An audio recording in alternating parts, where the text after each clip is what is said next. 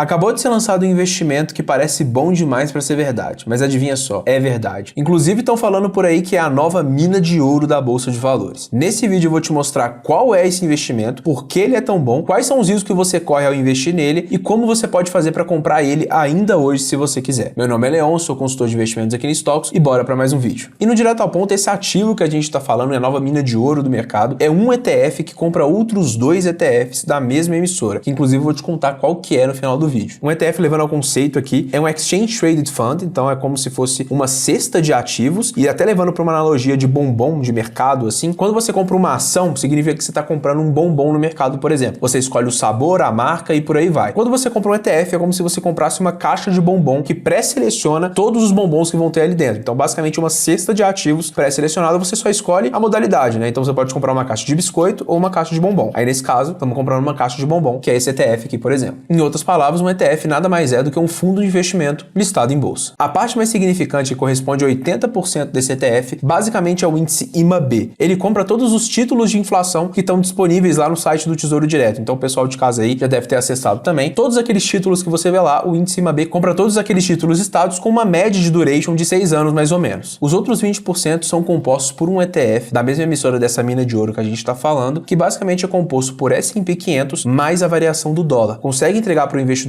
a valorização das 500 maiores empresas dos Estados Unidos, mais a diferença entre real para o dólar, literalmente dolarizando o seu dinheiro, e historicamente esse ativo rendeu S&P 500 mais 9. Mas beleza, Leão, por que esse ativo é tão bom? Para começar, com a rentabilidade dele nos últimos 6 anos, como vocês podem ver nesse gráfico, supera o CDI e a maioria dos hedge funds, que são tipo os fundos multimercados aqui do Brasil. E além de estar protegido da perda do seu poder de compra ao longo do tempo, que é um dos efeitos causados pela inflação, a gente também está protegido da desvalorização do real em frente ao dólar, que é um fenômeno que acontece aqui no Brasil de forma consistente, né? Então, assim, sempre que a gente puder ter dólar na nossa carteira, significa que a gente provavelmente vai ganhar dinheiro no longo prazo. E passando para a parte de tributação, como vocês podem ver, eu tô colocando uma tabela aí na tela, vamos acompanhar aqui. Em fundos de investimento, por exemplo, a gente tem como cotas, né? Pode ser 20% nos fundos de curto prazo e 15% nos fundos de longo prazo. E no título do Tesouro a gente não tem. E nos ETFs de renda fixa, que inclusive esse que a gente está falando se enquadra, eles também não têm incidência. Passando para a parte do IOF, vocês podem ver que tem uma tabela regressiva nos casos dos fundos, que se aplica a mesma coisa nos títulos de Tesouro. E no ETF a gente tem uma alíquota de 0%, ou seja, também não tem. E passando para o imposto de renda, você pode ver que também tem uma tabela regressiva nos fundos, na mesma coisa para os títulos de Tesouro. E no nosso caso do ETF tem imposto de renda, né? O governo não vai deixar de pegar uma parte para ele, claro. Porém, tem um detalhe aqui. Nesse caso, você não precisa emitir uma DAF ou coisa do tipo. O imposto já fica retido direto na fonte, então também te dá menos trabalho nesse sentido. Ou seja, baixos custos e eficiência real. É por esse motivo que a galera tá falando que ele é a nova mina de ouro do mercado. E além disso, indo para as características de emissão do fundo, vamos dizer assim, ele tem uma taxa de administração bem baixa de 0,5% ao ano, e além disso tem uma liquidez D+2, que é a liquidez padrão da Bolsa de Valores. Então, se você vender ele, em 2 dias você tem ele na sua carteira com um saldo disponível. Beleza, Leão, você só me falou coisa boa até agora, mas não é possível que não tenha uma coisa ruim. Bom, não é que seja a parte ruim, mas todo ativo que a gente investe tem um risco, então assim, não existe almoço grátis, a gente sempre tem que abrir mão de uma coisa para garantir uma rentabilidade melhor. O risco desse ativo se divide em 2 fatores. O primeiro é marcação a mercado. Então, basicamente, por estar falando de inflação, existe uma porcentagem de chance de você sofrer com a marcação a mercado que acontece, é comum, mas no longo prazo você vai ganhar em tese o que foi contratado. E a outra parcela de risco que você vai ter nesse ativo é basicamente com o S&P 500, que é um índice que replica as 500 maiores empresas da Bolsa Americana. Porém, tô colocando um gráfico aí na tela para você ver o desempenho do S&P 500 ao longo de poucos 25 anos, todas as crises, guerras e instabilidades que a economia norte-americana sofreu e como ele se comportou em cada uma. Então vocês podem ver que na maioria delas existem quedas, sim, significantes de fato. No longo prazo a gente pode até reafirmar aquilo que o Warren Buffett fala para nunca apostar contra a América, porque realmente é uma economia muito sólida, muito sustentável e provavelmente ela sempre vai se recuperar, como por exemplo, aconteceu o Liberation Day recentemente, né, o tarifaço, e mesmo com uma queda muito grande, se eu não me engano o S&P 500 saiu da faixa dos 6 mil para os 4.900 e hoje já está na casa dos 6 mil novamente. Então o que mostra que por mais que tenha quedas no curto, no médio prazo, no longo prazo continua sendo um índice muito imperoso. Além disso, é muito legal abordar a correlação negativa entre esses dois ativos, ou seja, se um sobe, o outro cai. E qual que é o resultado disso? Estou colocando um gráfico na tela do drawdown histórico, ou seja, das maiores quedas desse ativo. Então você pode ver que ele fica muito bem posicionado quando a gente compara ele, por exemplo, contra o SPXY 11, né, que é basicamente só S&P 500 mais variação do dólar. Então o próprio IMAB consegue segurar muito bem essa volatilidade de queda, trazendo uma relação entre risco e retorno muito bacana para nossa carteira. E para comprar ele é muito simples, você vai acessar a sua corretora e no home broker dela e digitar GOAT11. Para quem não sabe o que é GOAT, é Greatest of All Time, então o melhor de todos os tempos. Inclusive, um abraço pro Valdívio, amigo nosso aqui da Stocks, que trabalha lá na Itaú Asset, que deu esse nome pro ETF. Então, voltando aqui como você pode comprar ele, você vai digitar o ticker dele e comprar a quantidade que você desejar. Só tem que tomar cuidado para entender qual que é o seu perfil, como que isso pode se alocar dentro da sua carteira e se você de fato tem um perfil que consegue sustentar toda a questão da volatilidade do ativo e se fizer sentido para você, vale sim ter esse ativo na sua carteira. E se você quer ter uma carteira personalizada, uma carteira única, pensando no seu perfil, nos seus objetivos e na sua situação de vida atual, é só clicar aqui no primeiro link na descrição, preencher o formulário que eu ou alguém da minha equipe vai te chamar para entender o seu perfil e fazer um planejamento personalizado para você. Tamo junto e até a próxima.